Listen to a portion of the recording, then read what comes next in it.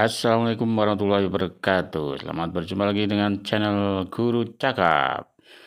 Kali ini kita akan membahas tentang selok-belok tanah. Selamat menyaksikan. Teman, kali ini kita akan membahas tentang warisan leluhur bangsa Amazon yang sudah terbentuk sejak ribuan tahun lalu di lembah sungai Amazon, yaitu yang dikenal sebagai emas hitam dunia pertanian atau tanah hitam, yang dalam bahasa setempat disebut sebagai terra preta. Terra preta ini sangat diakui oleh para ahli di dunia pertanian sebagai tanah yang paling subur yang dapat ditanami tanaman apa saja. Nah, kabar baik yang saya sebutkan adalah kita juga bisa membuat tiruan dari terra preta tersebut dan disesuaikan dengan kondisi iklim yang ada di negara kita. Bagaimana caranya? Kita akan membuat tiruan dari terra preta, tapi sebelum itu, bagi teman-teman yang baru bergabung, saya persilakan untuk menekan tombol subscribe yang terletak pada bagian bawah video ini dan bunyikan loncengnya. Jangan lupa like, share, dan komen. Teman-teman, beberapa tahun lalu, dunia pertanian dihebohkan dengan kemunculan salah satu bahan organik yang disebut sebagai harta karun dunia pertanian di lembah sungai Amazon di Brasil dan sekitarnya, atau di Amerika Latin. Nah, bahan organik yang disebut sebagai harta karun tersebut adalah yang dikenal oleh masyarakat setempat sebagai terra preta atau tanah hitam. Tanah hitam ini memiliki ciri khas yang sangat unik karena terdiri dari bahan-bahan organik yang setelah diteliti ternyata bukan terbentuk secara alami, tetapi terbentuk akibat campur tangan manusia.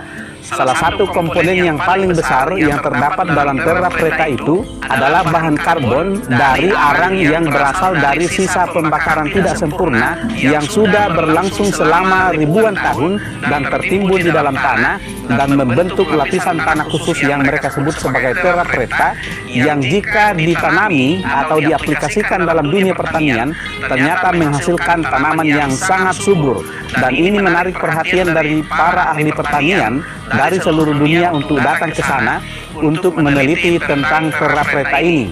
Lalu ditemukanlah bahwa ternyata terra preta ini mengandung 4 komponen utama. Komponen yang pertama adalah tanah humus atau lapisan tanah atas.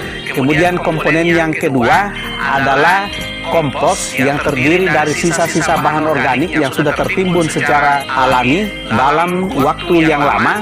Dan bahan ketiga yang menjadi komponen utama dari terra preta adalah karbon yang berasal dari arang dari sisa-sisa pembakaran yang berlangsung selama ribuan tahun dan bertahan di dalam tanah.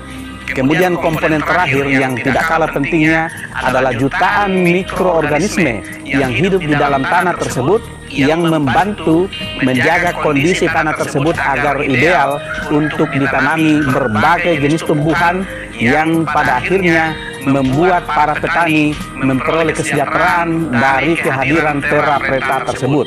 Nah, teman-teman, di hadapan saya sudah terdapat 4 komponen utama pembentuk terra preta tersebut, sehingga kita pun dapat membuat tiruan dari terra preta tersebut dengan mudah untuk menghasilkan kesuburan yang sama dengan tingkat kesuburan dari terra preta. Di hadapan saya sudah ada 4 bahan organik yang akan saya ramu sedemikian rupa untuk menghasilkan tanah pertanian yang serupa atau mirip dengan terra preta. Yang pertama, ini adalah tanah pertanian, tanah lapisan atas yang masih berwarna coklat. Ini seharusnya tanah humus, tapi untuk mencari tanah humus kita harus datang ke hutan, dan ini adalah tanah yang bisa saya dapatkan. Kemudian ini adalah arang. Ini adalah arang yang sudah dihaluskan. Teman-teman bisa menggunakan arang kayu atau arang sekam atau arang lain yang terdapat di rumah teman-teman. Dan kemudian komponen yang ketiga, ini adalah kompos. Kompos yang saya hasilkan di belakang rumah saya. Kenapa sih harus ikut program wakaf Quran untuk santri? Ini adalah Al-Quran khusus hafalan hasil wakaf dari para donatur. Nama kamu akan ditulis. Ini adalah vermikompos atau kompos yang dihasilkan dari bantuan ternak cacing.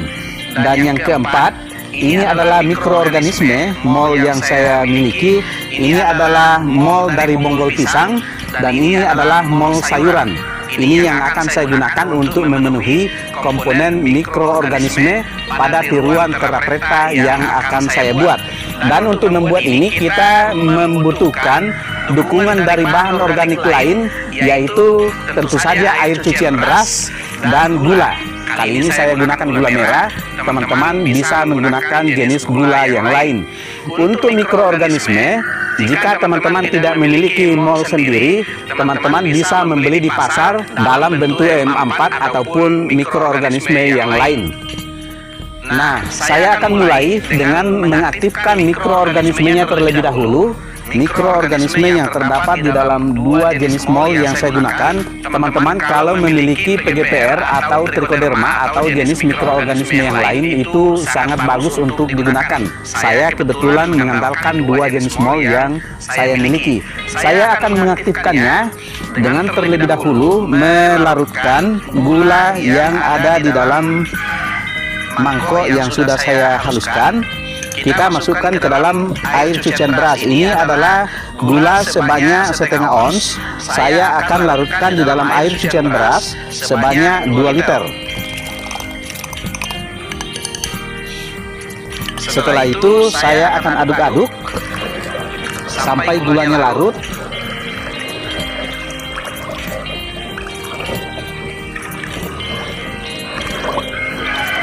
Nah, setelah gulanya larut, saya akan masukkan dua jenis mol sebagai suplai mikroorganisme bagi terrapreta yang akan kita buat.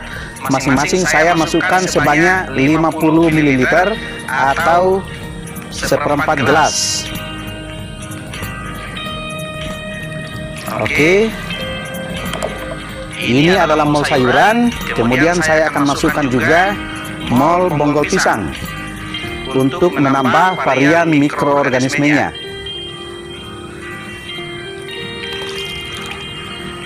Masing-masing saya masukkan sebanyak 50 ml.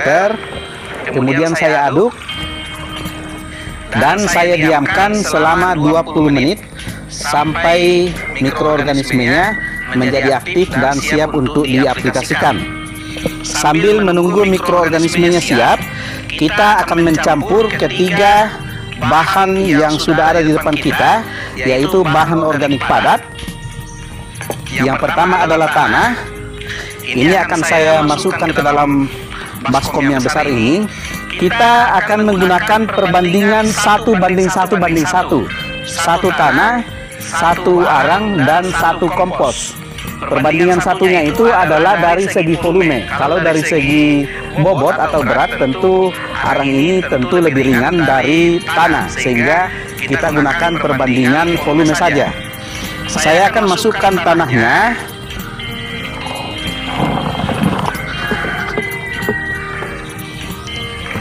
Setelah itu saya masukkan arang.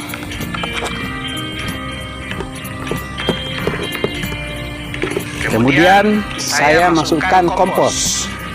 Ini kompos yang sangat bagus, teman-teman. Kompos yang saya hasilkan dari vermikompos yang saya buat, atau kompos yang dibuat dengan bantuan cacing. Setelah ini ketiga bahan ini kita aduk sampai homogen, sampai tercampur secara merata.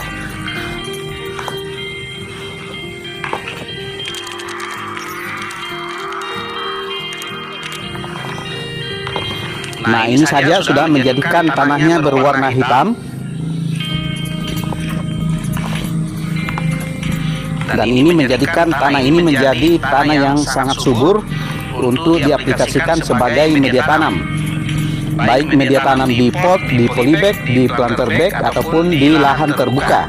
Nah, teman-teman, sekarang tanah tiruan terrapretanya sudah terbentuk. Ini sudah terdiri dari 3 komponen, dan sekarang kita akan tambahkan komponen yang terakhir, yaitu komponen mikroorganisme. Dan di sini sudah ada air cucian beras yang sudah berisi mikroorganisme yang sudah kita aktifkan. Sekarang kita siramkan.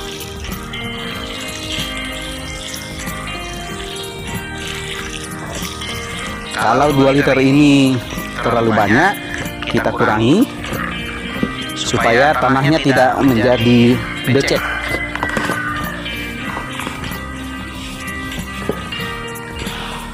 Kalau masih memungkinkan, kita tambahkan sampai larutan mikroorganismenya habis.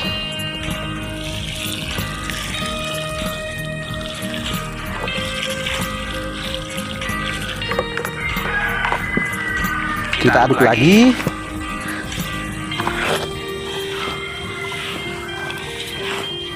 Oke teman-teman, saya sudah mencampurkan keempat komponen utama pada tanah ini.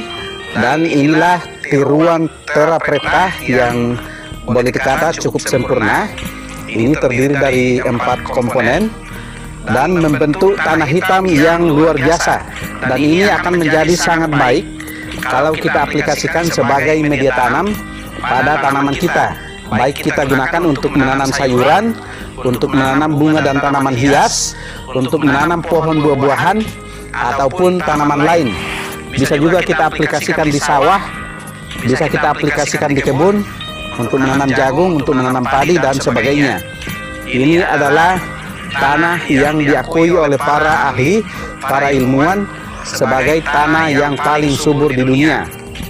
Karena memiliki unsur karbon yang besar, yang berasal dari arang, dan juga memiliki kandungan mikroorganisme yang bagus, dan berbagai unsur hara yang disumbangkan oleh kompos yang dijadikan sebagai salah satu komponen dari tanah pertanian atau Terra Preta ini. Inilah emas hitam dari lembah Amazon yang sudah kita buat tiruannya menjadi tanah hitam yang sangat subur untuk tanah pertanian kita. Ini bisa kita aplikasikan untuk semua jenis tanaman, baik di halaman rumah kita maupun di lahan pertanian kita. Oke teman-teman, itulah informasi yang dapat saya sampaikan kali ini tentang cara membuat tiruan Terra Preta yang merupakan tanah pertanian paling subur di dunia. Semoga informasi ini bermanfaat bagi teman-teman, khususnya para petani organik dimanapun berada. Salam organik!